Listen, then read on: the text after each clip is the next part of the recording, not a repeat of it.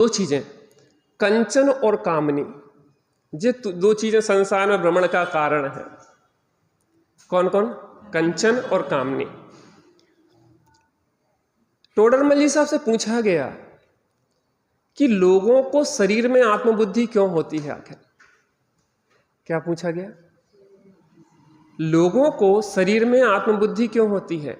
ऐसा समझें कि समुद्र जितनी जीव राशि है और एक बूंद जितनी जीव राशि को अगर छोड़ दें, जो ज्ञानी धर्मात्मा हो गए हैं, सम्यक दृष्टि सम्यक ज्ञानी, बाकी समुद्र अथाह समुद्र जैसी जीव राशि को यह मिथ्यात्व चलता रहता है कि मैं देह हूं। एकेंद्रीय को भी प्राप्त पर्याय में तन्मयता चलती है और सेनी पंचेंद्रीय अज्ञानी को भी प्राप्त पर्याय में तन्मयता चलती है। आखिर इसका कारण क्या है कि इतनी सारी बड़ी जीव राशि मैक्सिमम इस अज्ञान में जी रही है? और बहुमत का जमाना है, और अगर बहुमत की तरफ से देखा जाए तो समुद्र जैसी जीव राशि जब इस तरफ है कि मैं देह हूं, तो सही बात क्या होना चाहिए?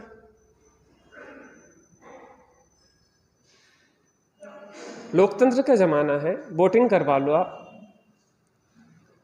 कि समुद्र जैसी जीव राशि यह मानती है कि मैं देह हूं, पंचेंद्रिय के विषय भोगों में सुख होता है, और एक बूंद जितनी जीव राशि यह मानती है कि मैं आत्मा हूं और आत्मा के आश्रय से सुख होता है।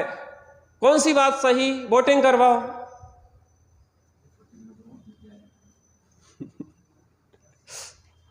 तो इतनी मैक्सिमम जीव राशि भ्रम में क्यों है? इसका कारण बताइए। तो बहुत अच्छी चर्चा की।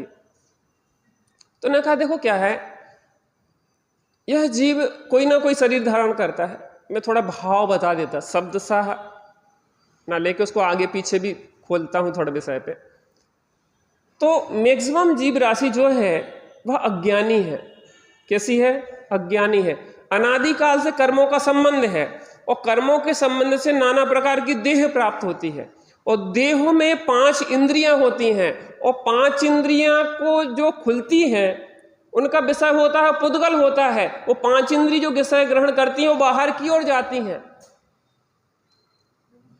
किसी की भी कितनी भी तीक्ष्ण आंख हो वो आत्मा को नहीं देख सकती। कितने ही तीक्ष्ण कान हो चक्रवर्ती जैसे, तो भी आत्मा की आवाज नहीं सुन सकता। कितनी ही जिह्वान्द्रिय के रस लेने की आपकी सामर्थ्य हो, लेकिन आत्मा का रस नहीं ले सकता। कितनी ही घ्राण इंद्रिय की सामर्थ्य हो, लेकिन आत्मा की गंध नहीं ले सकती। और कितनी स्पर्शन इंद्रिय की सामर्थ्य चक्रवर्ती जैसी। चक्रवर्ती की आंख में वह सामर्थ्य होती है कि सूर्य के विमान में स्थित जिनबिंब को देख लेता है। इतनी सामर्थ्य है, लेकिन वो आंखें भी आत्मा को देखने में असमर्थ है। स्पर्शन इंद्रिय की कितनी ही सामर्थ्य हो, कुछ लोगों की इतनी सामर्थ्य होती कि ऐसे अगर हाथ फेरते हैं तो नीचे जमीन के अंदर कितनी जल राशि चल रही है, कहाँ पे पानी है कहाँ नहीं है, उनके हाथ में कंपन आने लग जाता। अभी भी ऐसे लोग हैं, हम मिले हैं ऐसे। अगर वो एक देखते हैं और देखने के बाद पता पड़ता है उनके हाथ के वाइब्रेशन से कि यहाँ पानी है और यहाँ पानी नहीं है। इतनी आपकी स्पर्शन इंद्रिय की क्षमताएं हो, लेकिन आत्मा का स्पर्श करने में वो असमर्थ है। तो उन्होंने कहा कि जो 5 इंद्रियों का जो डायरेक्शन है वो बाहर की ओर जाता है, और बाहर में इंद्रियों से जो भी पकड़ में आता है वो पुद्गल पकड़ में आता है। कौन आता है? 6 द्रव्यों में पुद्गल द्रव्य पकड़ में आता है, और वो पुद्गल द्रव्य पकड़ में आता है। सबसे निकटवर्ती जो पुद्गल है वो शरीर है। कौन है? सबसे निकटवर्ती पुद्गल कौन है? वो शरीर है।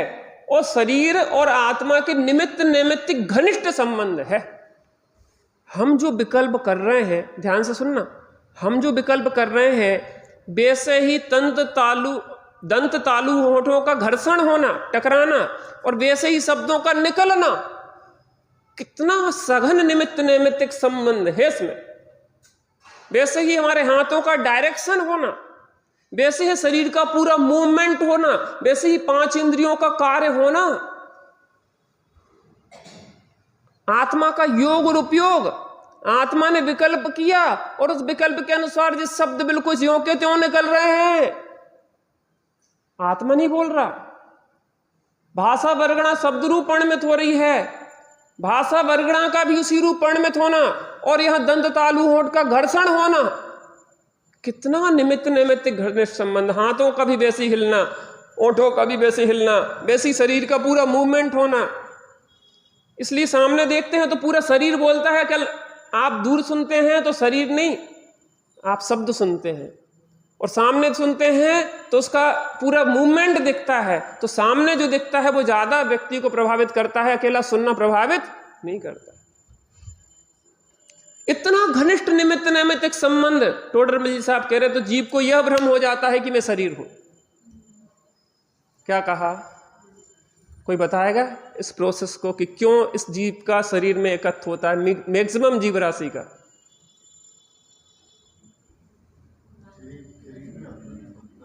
हाँ, एक जन, हाँ आप बोल रहे हैं। वो तो आपने सीधे सीधे छोटे से, हम तो शुरुआत कहाँ से की थी? अनादि से शरीर का संबंध है। शरीर में 5 इंद्रियां हैं, और आत्मा जो है ना, आत्मा को जो शरीर मिला है कर्म के उदय से, उसमें 5 इंद्रियां हैं, और 5 इंद्रियों का जो विषय है वो क्या है? पुद्गल है। और इंद्रियां कहाँ खुलती हैं? बाहर में। किसको ग्रहण करती हैं? पुद्गल को ग्रहण करती हैं। और आत्मा का और शरीर सबसे निकटवर्ती पुद्गल कौन सा है? जो शरीर। और शरीर और आत्मा के कैसा संबंध है? घनिष्ठ निमित्त नैमित्तिक। वो तो इस आत्मा को भ्रम हो जाता है कि हम शरीर हैं, क्योंकि आत्मा तो दिखाई नहीं देता, वो तो अमूर्तिक है। ऐसे घनिष्ठ निमित्त नैमित्तिक संबंध से तो 2 चीजें यहां ली। कौन सी? कंचन और कामनी। तो 2 चीजों की प्राप्ति क्यों चाहता है व्यक्ति?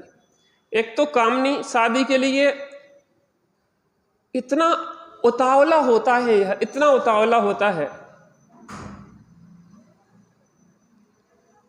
पवनंजय को इतनी भी सामर्थ्य वो नहीं थी, धैर्य कि 2 दिन रुक जाएं शादी के लिए।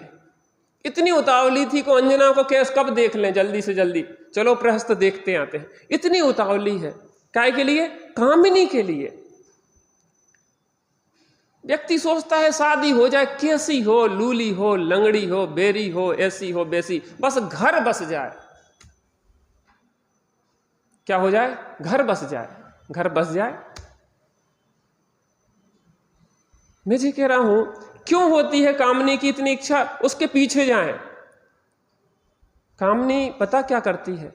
कामनी 5 इंद्रिय के विषय भोगों में निमित्त होती है। आदमी कहते शादी हो जाएगी तो गरम गरम रोटी मिलेगी। बात समझना, गरम गरम रोटी का तात्पर्य क्या है? कि आपको रसना इंद्री, स्पर्शन इंद्री, घ्राण इंद्री, चक्षु इंद्री, कर्ण इंद्री अच्छे मीठे मीठे शब्द बोलेगी। अब कैसे बोल रही उससे मतलब नहीं है, वो रोटी दे रही कि तुम्हें रोटी खिलाने पड़ रही, वो बात क्या है। लेकिन इच्छा काहे की होती है? इच्छा काहे की होती है? कि उसके रूप सौंदर्य को देखेंगे, बढ़िया तृप्त हो जाएंगी आंखें। भले वो कुरूप मिले, वो बात अलग है। चाह काहे की होती है? अप्सरा जैसी होना चाहिए, वाणी कैसी होना चाहिए? कोयल जैसी होना चाहिए। तो आपकी इच्छा तो काहे की है? कर्ण इंद्री के बढ़िया से बढ़िया विषय सुलभ होंगे उसके होने से, वो हमें पास में रहेगी। पंचेंद्रिय के विषय भोगों को प्राप्ति में वो सहज होगी। पानी मांगेंगे पानी देगी, जे करेंगे जो कहेंगे, वो 5 इंद्रिय के विषयों में सहायक होगी। बढ़िया गरम गरम भोजन, बढ़िया सेवा करेगी, बढ़िया वो करेगी, वो जो है। तो कामनी की इच्छा, क्योंकि हमने अपने को देह माना, देह में 5 इंद्रिय है, 5 इंद्रिय अपने विषयों की डिमांड करती है। तो उससे क्या भ्रम हो जाता है कि पर में सुख है, इंद्रियों में कि विषयों की प्राप्ति में सुख है, और इंद्रिय के विषयों की पूर्ति करती है कामिनी। तो कामनी की इच्छा होती है, और कामनी के लिए चाहिए पड़ता है कंचन। क्या चाहिए पड़ता है? कंचन माने धन।